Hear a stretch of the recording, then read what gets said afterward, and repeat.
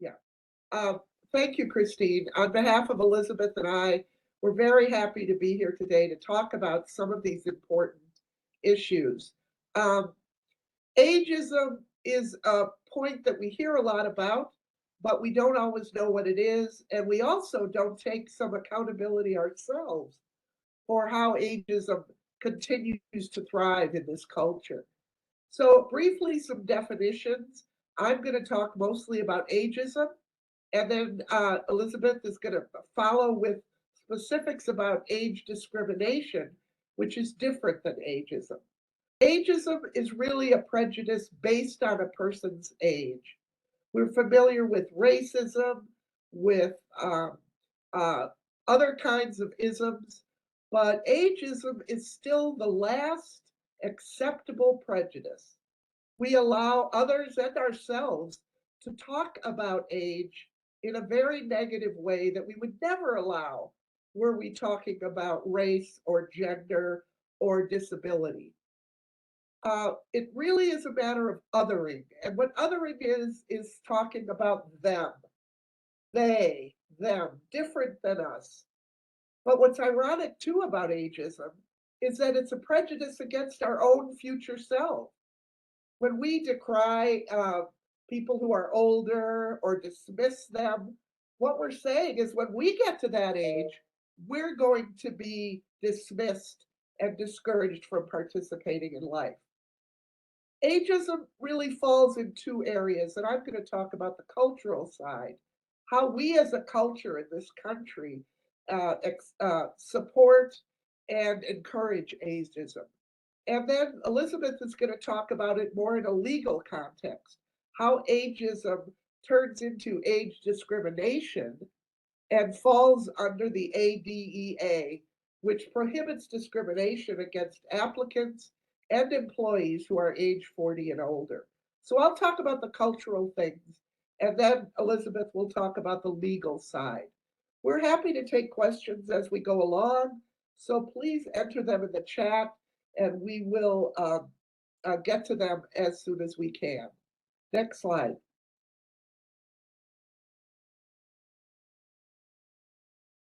I mentioned that ageism is pervasive in our culture.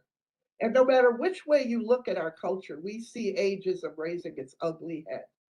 We certainly see it in policy, both public policy and social policy.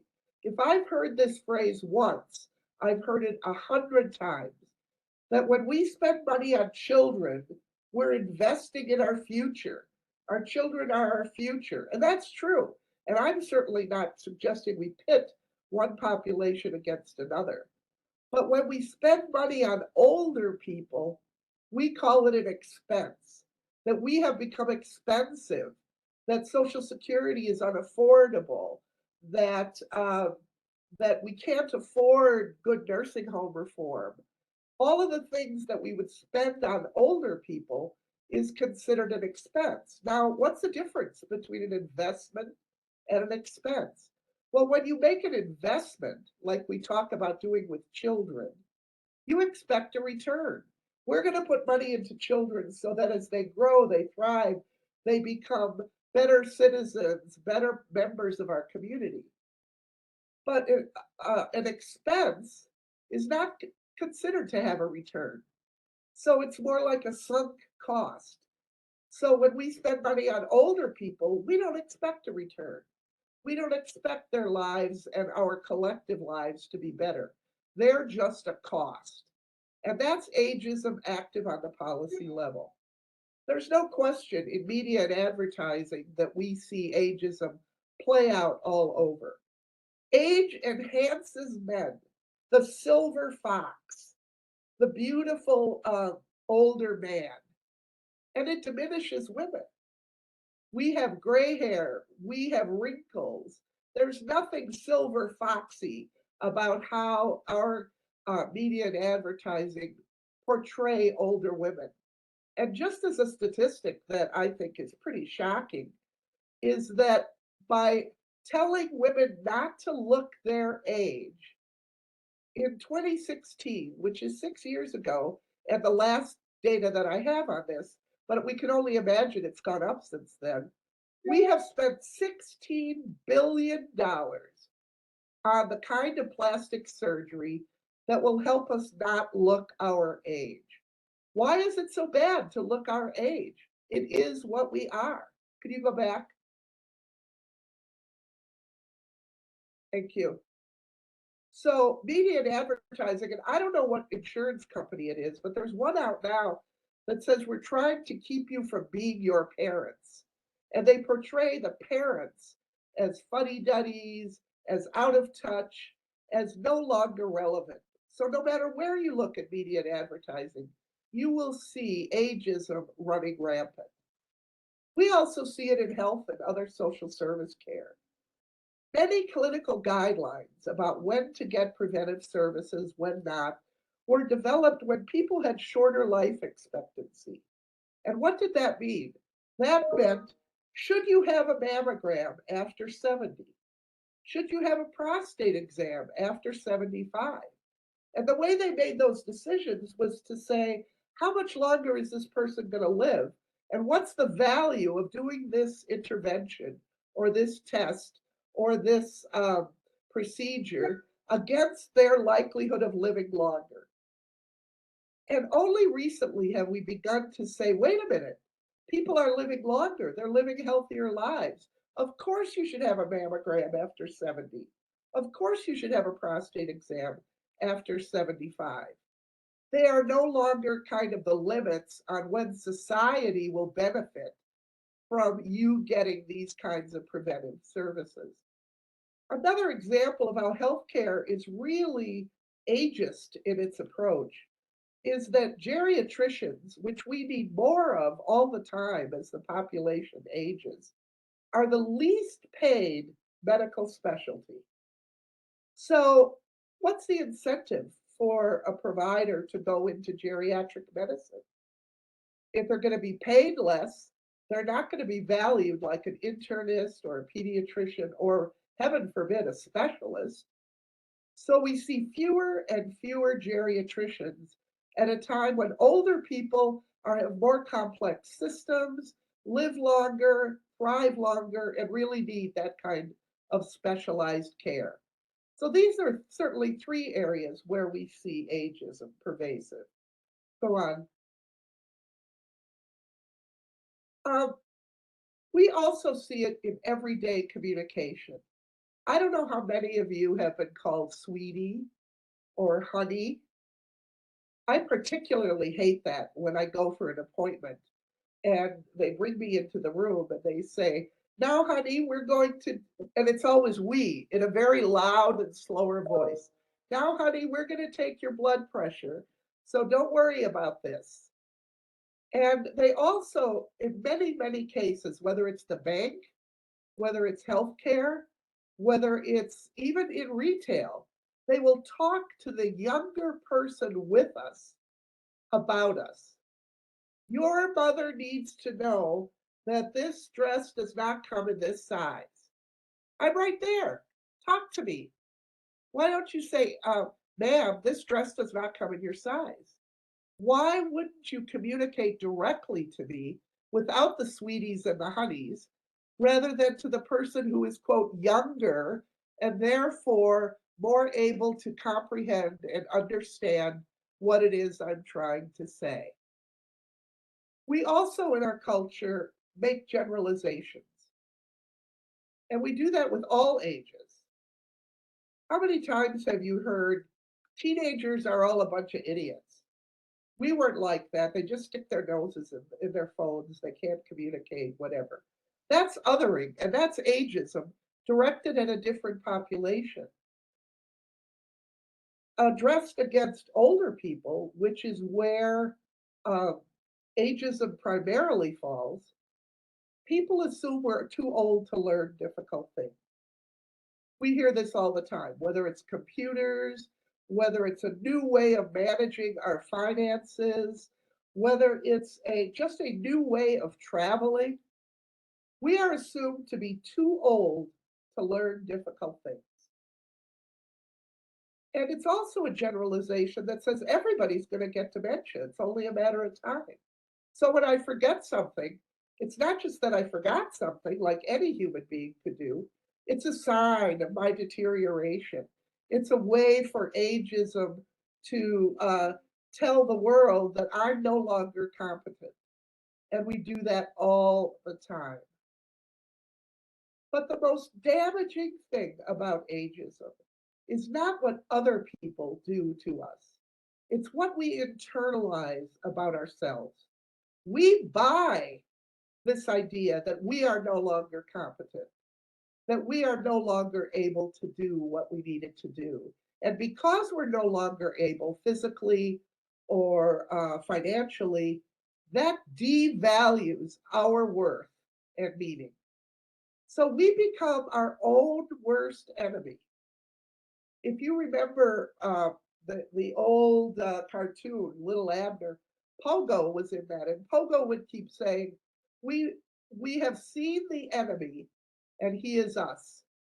And that's really where we are with ageism in our culture. We individuals who are aging, and we all are, we buy this story that we're no longer capable. And we do that to ourselves so that we then accept it from other people and we accept it from policy. You know, my knee hurts. Well, that's because I'm getting old. But my other knee is just as old and it doesn't hurt. So maybe there's another reason. Our bodies do change over time when we move from adolescence to young adulthood to, if you're a woman, to when you have children, to middle age. Our bodies do change. But that does not mean that that's a slap at our competence, our ability to function and be valued in the world. When we surrender everything to age, we contribute to our own view of ageism, and it gives it power and direction in driving our lives, the lives of others, and the lives of our policy direction. So, what can we do about it? Let's look at, oh, before we do that, I forgot this slide. No, you can go back to there. They did a national poll on healthy aging through the University of Michigan. And they asked people who experience these everyday forms of ageism. And all you have to do is look at this chart and then ask, have I felt this? Have I read jokes? There is now a series of birthday cards for older people that are positive and affirmations about getting older, rather than talking about sagging boobs and poor memory and inability to function in the world today. Those cards are really important to the people who get them because it validates them as contributing members of our society. We hear things about being unattractive or undesirable. Um, you know, if you're lonely, it must be because you're getting older. And for many people, it comes in combination with getting older. You might be widowed. You might not be in a relationship. Your children might have moved away. And that feeling lonely is real, but it doesn't mean that everybody who gets older feels lonely or depressed or sad. These are things that happen to some people and not to others. And how we look at our own beliefs about ourselves has a lot to do with the impact of depression, loneliness, etc., on our lives. People assume I have difficulty hearing and seeing things. That's why you'll hear such louder voices. Oh, Mary, sweetie, come over here and sit down, rather than talking in a normal voice. Memory is another. I forget stuff. You forget stuff. That's a natural part of life. And as our brain ages, we might forget a little bit more than otherwise. But that doesn't mean that we shouldn't be reminded or that our little loss of memory shouldn't be tolerated by the people around us and not be challenged as part of this part of just getting old and therefore getting worthless. The last one on this chart, and I think it's a really important one, people insist on helping me with things I can do on my own. I'm sure that's happened to you. It certainly has me. I'm in the store and I'm juggling a few things, and someone says, "Here, let me help you." And they reach in to help me. I didn't ask for help. I don't need help. But we're assumed not to be our own agency. And therefore, people will just step in out of trying to be nice before they say, "Can I help? Or is there a way that I can help?" That's respect for each other as people. And as we get older, that border of respect, that way of treating people blurs. And we are assumed to need the help, whether we ask for it or not. So these are all things that people experience. And I'd be interested in the chat how much of this you see yourself. So going on to the next then, what can we do about it? The first is to be proud of your age. How many of you are reluctant to tell people how old you are? What does that say about how you think about your age? Why wouldn't you tell people how old you are? When I tell people that I am 75, I bet you know the first thing I hear. "Oh, you don't look it." Well, maybe you wouldn't think that's the first thing I hear, but it's often the first thing I hear. "Oh, you don't look it." And my response is always, "Well, this is how it looks." I don't know what this person who says you don't look it thinks 75 looks like. And they feel that I should feel proud that I don't look my age. I see it the reverse. It took a rich, full life for me to get here. A lot of adventures, some sad, some happy. And I want to be here. I don't want to be dead. And so when someone says, "Oh, you don't look your age," what they're saying to you is your age, if you looked it, would be unattractive. So I think that's really important to be proud of your age. I've been in groups talking about this where I say, "How old is everyone?" And you immediately, some people put their head down. They immediately stop wanting to face the fact that they are your age. Stop the self blame game. We get enough of external blame. Stop doing it yourself. I like this line. When you lost your car keys at 16, it wasn't because you were getting old. So losing your car keys now does not necessarily mean it's because you were getting old.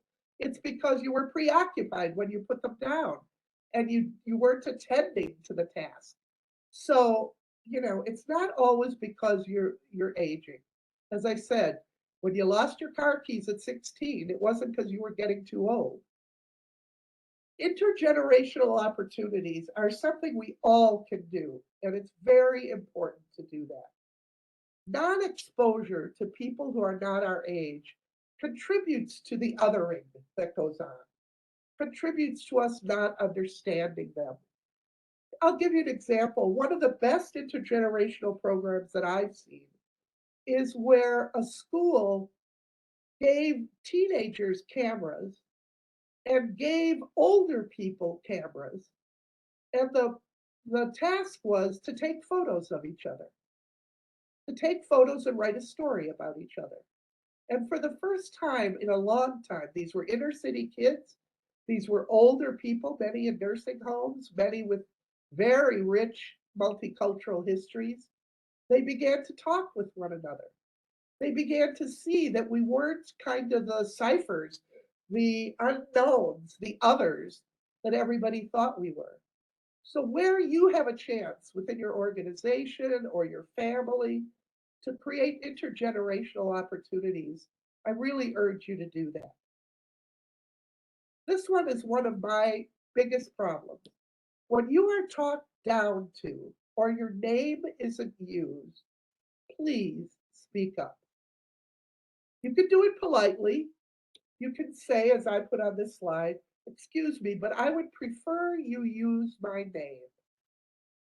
Now, that's not a hostile statement like saying, you stupid person, why are you calling me that? I hate that. That's probably not going to get you very far. But to say, excuse me, but I would prefer you use my name is a very polite way of reminding the other person that you are not sweetie, that you are not honey, that you are not some unnamed person, but you in fact have a name and you want it to be respected and used. I'll give you a little example here that is a little bit off the point, but I think that it's really relevant. I was in a doctor's office, and when I was finished, the doctor ripped off a piece of paper and said, "Give this to the girls outside." That happens to be one of my particular uh, uh, hitting points, is the use of the word girl. You would never hear the use of the word boy the same, but this is more of a gender discussion. He said, "Give this to the girls outside." And I said, "They're women." And he said, "Well, I know, but I want them to feel young." And I said, "Well, let me just say that calling them girls does not accomplish what you're trying to do." And he nodded and smiled, and I went out. And the next time I saw that doctor, we sat down, and when we were done, he ripped off the page and he looked at me with this little sly grin. And he said, "Give this to the staff up front." And I laughed and he laughed. And I thought, now, I don't know if he used the word staff with any other patient but me. But it was important that I had said in a polite way what I wanted and what I thought was important to break that ageism barrier. When you're with someone else and they speak to you, ask them, "Please speak to my mother. She is the patient, she is the client, she is the customer here. I am just accompanying her." Catch these ageist behaviors in the moment and change them. That is something you can do, only you can do, and it will impact the entire culture that we live in. So before I turn it over to Elizabeth to hear more from her about the legal aspects of what we're talking about, I wanted to just share with you a brief YouTube video that addresses this. And I want you to think as you listen to this, how you play into these stereotypes, how you contribute to ageism as a cultural thing. And meanwhile, I'll just check the chat to see if there's anything that any questions that people have. We will have plenty of time for questions later, so please don't hesitate.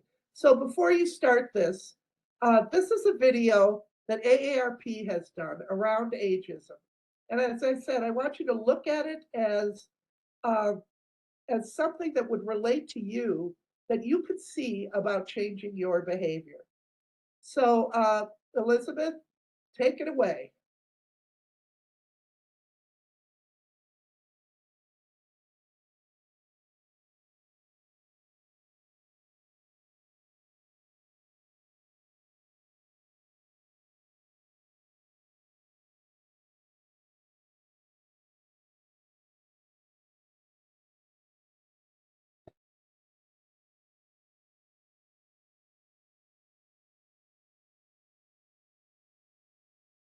It's not moving for me. I don't know if it's moving for you, Elizabeth.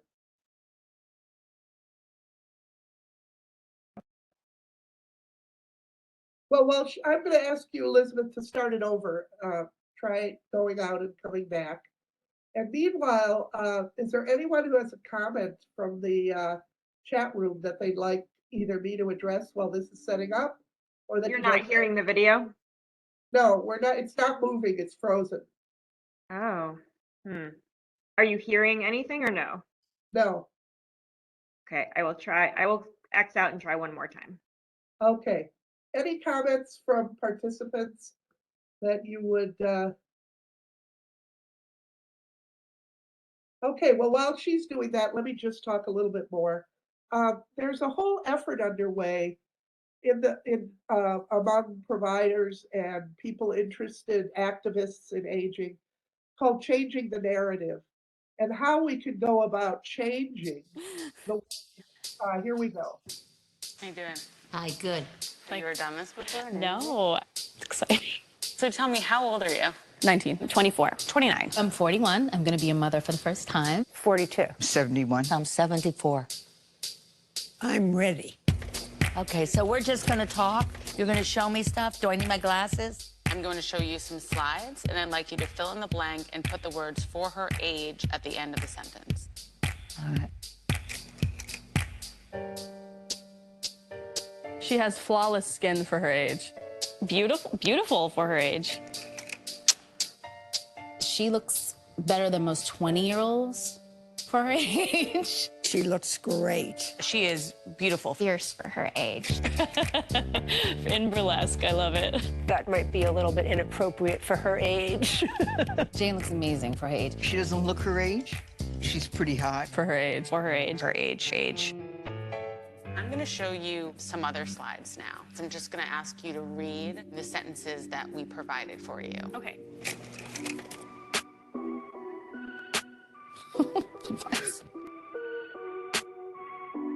She dances well for a white girl.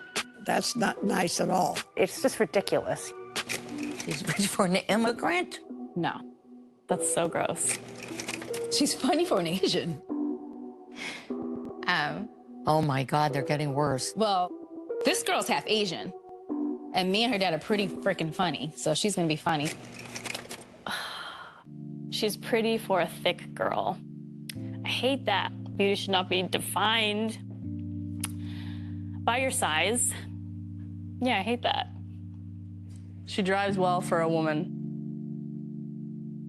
You can't think like that. And then you bring up your kids like that. Then you have a society like that. We got another one? Is it gonna be worse? There we are. She looks good for her age. So I didn't expect this to fall apart.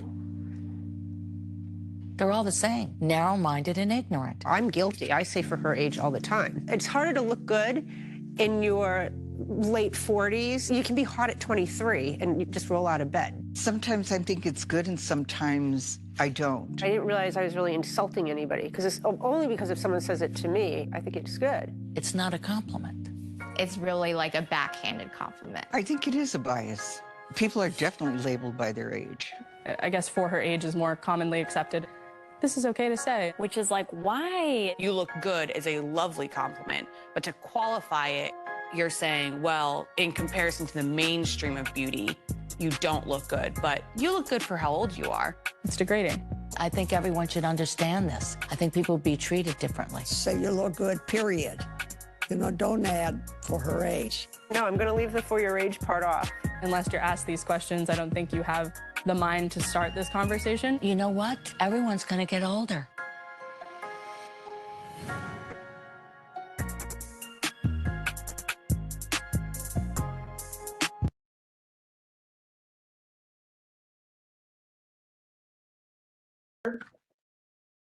Take that to heart, and we'll talk again.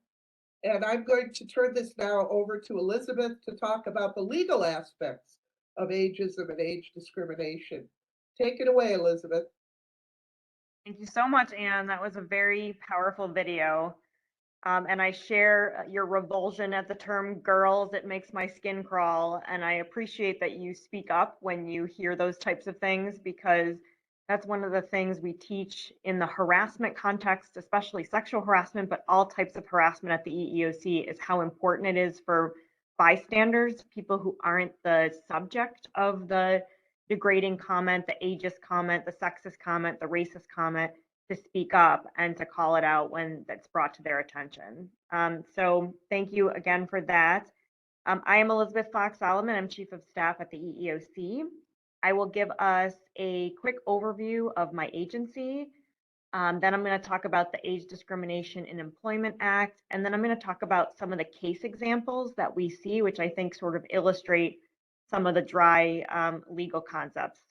And I apologize for those in advance. So about the EEOC, we are the primary federal agency that's responsible for enforcing the nation's laws against employment discrimination. Our mission is to prevent and remedy discrimination and advance equal opportunity for all in the workplace. Our jurisdiction, we have jurisdiction over private employers, state and local governments, and the federal government as an employer. And we receive discrimination complaints from the public. We can also generate investigations. So if we learn of discriminatory conduct going on in a workplace, the commissioners or the agency can direct an investigation of age discrimination and other types of discrimination. We try to resolve complaints that are brought to our attention through things like our mediation program, informal voluntary settlements. And then also, if required, we litigate. So we sue employers in federal court on behalf of victims of discrimination. And that was my prior job at the EEOC, was a trial attorney, and I'll talk about a couple of my cases. We also provide guidance and information to help educate the public about their rights and responsibilities under the laws we enforce. And we have field offices across the country, including a local office here in Buffalo, and the address and information will be at the end of the slides. So EEOC enforces laws prohibiting discrimination in employment on the basis of race, color, religion, sex, which includes pregnancy, gender identity, and sexual orientation, as well as national origin, disability, genetic information, and age. And all of our statutes prohibit retaliation for protected activity. So if you speak up in the workplace about discrimination or bias or unfair treatment, you cannot be retaliated against by your employer for bringing those issues to their attention. And we see a lot of retaliation-based complaints. So as most relevant to our discussion today is the Age Discrimination in Employment Act, or ADEA. I'm sure many of you are familiar with Title VII of the Civil Rights Act of 1964, which prohibits discrimination on the basis of race, sex, color, religion, and national origin. When Title VII was passed, Congress had a robust discussion about whether age should be included as a protected basis, and ultimately they decided not to. Instead, they asked the Department of Labor to study the issue. And Congress, the Labor Department came out with a report in 1965, which found that age discrimination was rampant in the workplace, but that it was different than some of these other types of discrimination. And as Anne said at the beginning, you know, it's a type of discrimination that we tolerate and that we think is acceptable in society. And what the report found is most age discrimination is not based on hatred or, dislike, hostility. It's based on stereotypes about older people and their ability to do work. And so the report also found that age discrimination was most common against workers who are 45 years of age and older. And so Congress took this and passed the ADEA in 1967. The purpose of the statute is to prohibit age discrimination in the workplace, promote the employment of older persons, and require that employers make decisions based on ability, not assumptions about age. The ADEA applies to private employers as long as they have 20 or more employees. It applies to federal, state, and local governments, employment agencies, and we actually see quite a bit of age discrimination with staffing agencies and temporary employment agencies, as well as unions and labor organizations. So, quick primer on the ADEA. It prohibits discrimination against people who are 40 years of age or older. It does not protect workers who are younger than 40. So we get a lot of calls from, an 18-year-old or a 20-year-old who calls us up and says, I was rejected from a job because they said I was immature, or they didn't think I had enough experience. Well, that's not age discrimination under the ADEA. It protects older workers, age 40 or older. And age is relative. So we see a lot of cases involving, perhaps a 50-year-old and a 70-year-old in the workplace. If you favor the 50-year-old over the 70-year-old, that's discrimination, even though both of those individuals are over the age of 40. So it's relative. You can't treat relatively older workers worse because of age. And you are allowed, on the other hand, to give preference to older workers. So an example of this is, during the pandemic, at the very outset, we told employers, employers were concerned and older workers were coming to them and saying, I'm concerned about my heightened risk of complications from COVID-19 based on CDC guidance, saying that the risk of mortality and other issues increases with age. And employers wanted to do something for their employees, but were concerned about, sort of backlash from younger workers. And what we told employers is, look, you can offer workplace flexibilities like remote work, telework, those types of things for older workers, even though you're not going to provide those things to younger workers. It is okay to favor older workers under the ADEA. So a few quick stats about how common age discrimination is. Over the past 5 years, our agency has received over 82,000 charges of age discrimination. And as you might imagine, that is just the tip of the iceberg. The vast majority of discrimination that occurs in the workplace is not reported. People may not even tell their family or close friends, let alone come to a federal agency and report it. So that is a vastly underreported number. AARP recently did a survey that showed between 2 out of 3 workers between 45 and 74 have seen or experienced age discrimination at work. 2 out of 3 workers. And almost a third of women who have looked for a new job since turning 40 experienced age discrimination in their search.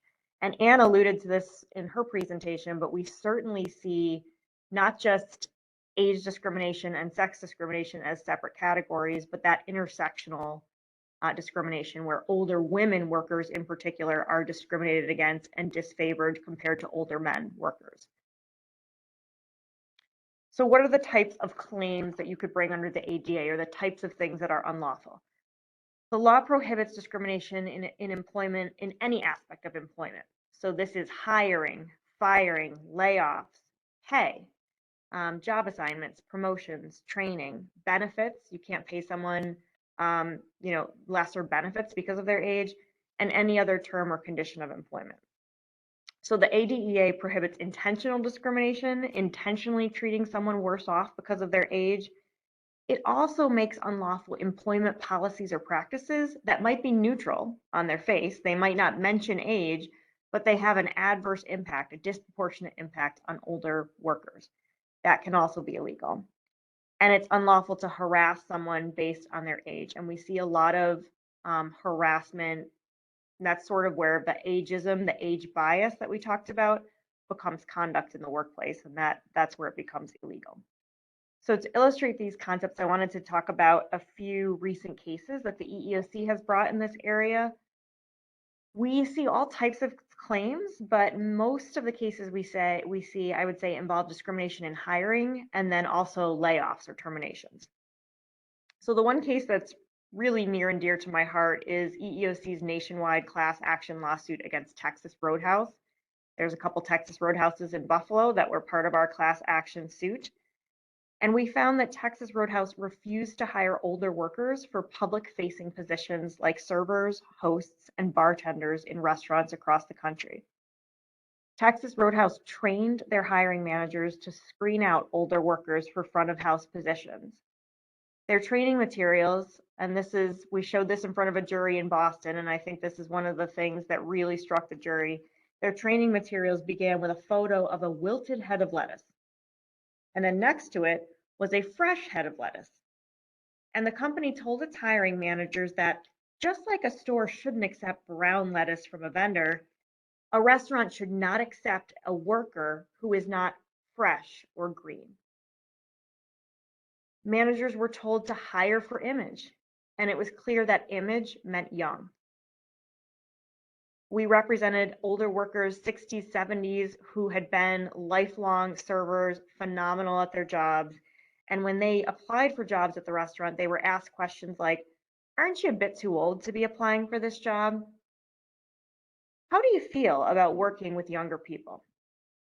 Do you think you'd fit in here? And we're looking for young, energetic people. Does that sound like you? So our agency took that case to trial, and we got $12 million for applicants who were denied jobs based on their age. Another case the EEOC recently brought was with a computer science company that engaged in a nationwide pattern of firing older workers. The company had a series of mass layoffs. It described them as cost-cutting reasons. But at the same time these layoffs were going on, the CEO of the company expressed his desire for younger workers. He said he wanted to, quote, transform the company, was looking to be more agile, and that he hopes to bring in high energy people. And so our investigation found that older workers were laid off at a much higher rate than younger workers, even though the older workers had better performance ratings than their younger counterparts. That's another case that we settled for $700,000 in back pay to the workers who were wrongfully laid off. And then in case you think explicit age discrimination doesn't occur, just this year we sued 3 companies that provide tutoring services. They programmed their online recruitment software to automatically reject older applicants because of their age. And this is where that age and sex discrimination interplay come into play here. The company programmed the software to automatically reject female applicants age 55 or older and male applicants age 60 or older. And we found that over 200 qualified applicants were rejected based on their age. So what does it mean to be based on age? To prove age discrimination, a person must show that they were treated less favorably because of their age. And so the question is, when you have an employment decision, like a hiring decision, promotions, those types of things, is it based on an individualized assessment of job performance and a person's qualifications, or is it based on stereotypes or assumptions about workers? Put differently, is an employer holding older workers to different standards than younger workers? And here are some, the next slide is proxies for age. So this again kind of ties back to Anne's presentation about some of the phrases and things that are correlated with age discrimination. If something correlates with age, but is not directly dependent on age, that in and of itself doesn't prove age discrimination. So examples are looking for new ideas, fresh blood, someone who's tech savvy, someone who has less experience, or someone who is willing to accept a lower salary. All those things are probably correlated with age, but you absolutely could have an older worker who has new ideas or who is willing to accept, a lower salary pay because they want a particular job or a new experience. So they're correlated, but not necessarily a proxy for age. On the other hand, saying things like, I want someone who's further from retirement, that's absolutely age discrimination on its face. We also see digital natives as a concept, and that's a person who was born or brought up with digital technology, with computers or the internet from a young age. And so that type of language in a job announcement is discrimination on its face. Before I get to limits for coverage, a couple more case examples just to illustrate these points. We had a recent case involving the New Mexico Department of Corrections and a prison warden in that case. This is the promotion case. He favored younger workers over older workers for promotion. And when the warden was questioned about his decisions, he said he emphasized longevity in promotion decisions, meaning that he selected younger workers who were more likely to stay in the position longer, and that he did not want to promote workers who were close to retirement because it would be a waste of effort, right? It's not an investment anymore, in Anne's words, it's an expense. And that was found to be age discrimination. In another recent case, a 55-year-old district general manager was told that he was being laid off as part of a reduction in force because the company wanted to, quote, rejuvenate his district and reduce costs. The court found that the term rejuvenation in and of itself was direct evidence of age discrimination because it's associated with age, and it's generally defined as making someone or something young again. And then finally, in a recent case against Hewlett-Packard, the court found that calling a 60-year-old employee Uncle Ron, stating that he had old skills and asking him repeatedly when he was going to retire was proof of age bias. So those are some examples of the types of real-world cases that we see. I'm going to go through these next couple slides quickly. They're going to be in your materials, but it's always important to point out with any statute, there's always exceptions. probably aware that there's mandatory retirement age for certain jobs like police, firefighters. There are federal laws that can provide an age ceiling for certain jobs, but these are all exceptions to the general rule that it must be based on ability and not your age.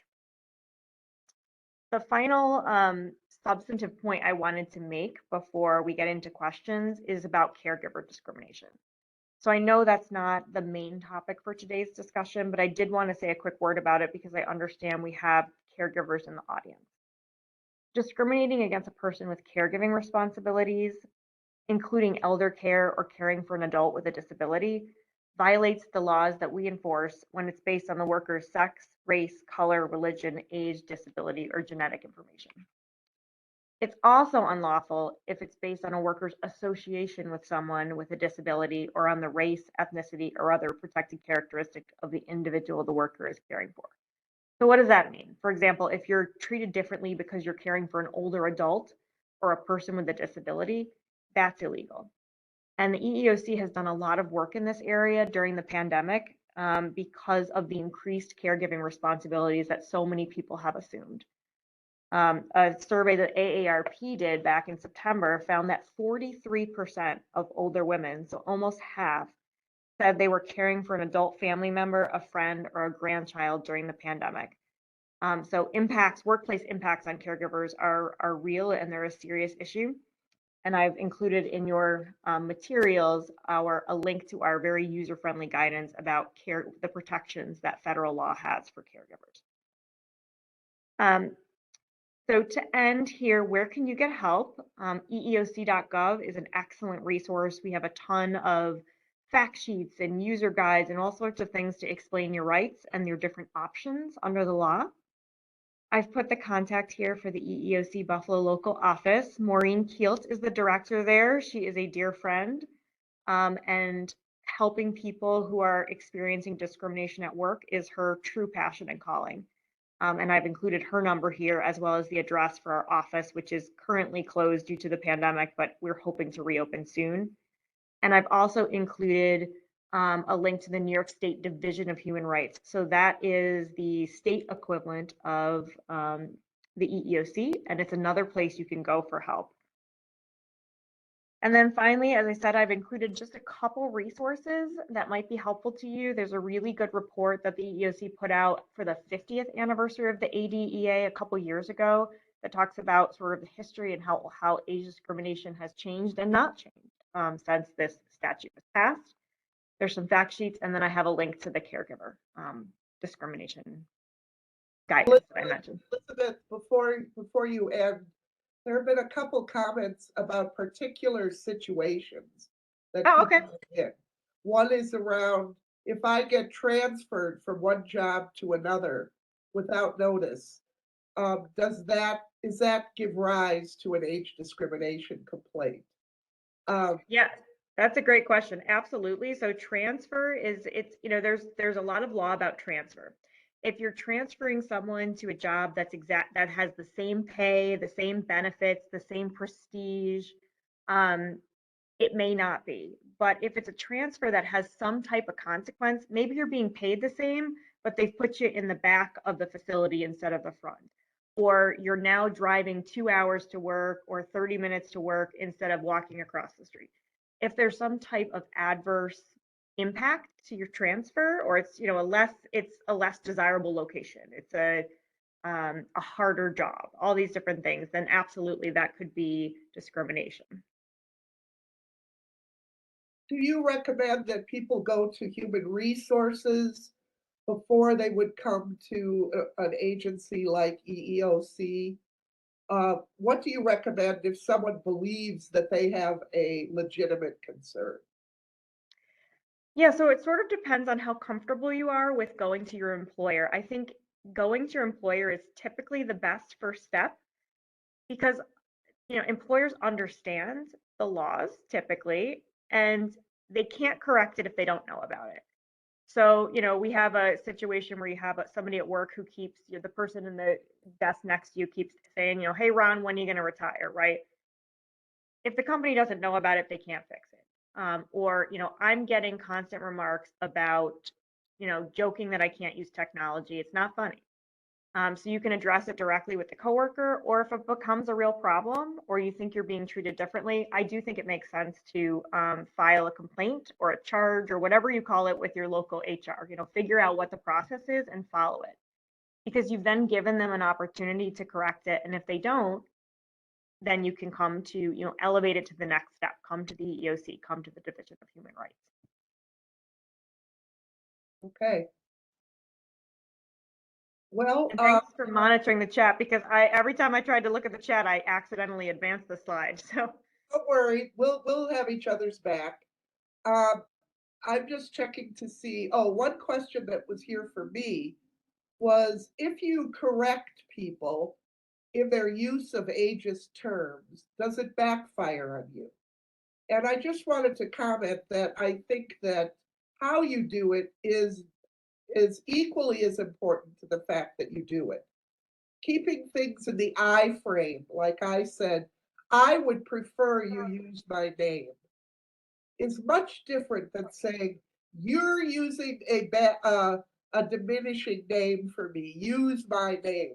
If you can own it as I, and this is my preference, I think my experience is that you get far less negative feedback from people than if you accuse them of being ageist in their presentation or in their words. So keep things in an I frame, talk about yourself and what you prefer is a much better way to avoid backlash from others. So that was a question in here that I wanted to address. But I think that covers the chat. So should we turn it back over then to Christine? I was having trouble unmuting. Yeah, so if there's no more questions, I appreciate both of you, Ann and Elizabeth, for taking the time out to present today and provide such great information. I thank everyone for joining today as well, and hopefully you can join us again next week, Tuesday at 10 a.m. for a presentation on IRA distributions. Thank you again, Ann and Elizabeth. thank you. Thank you.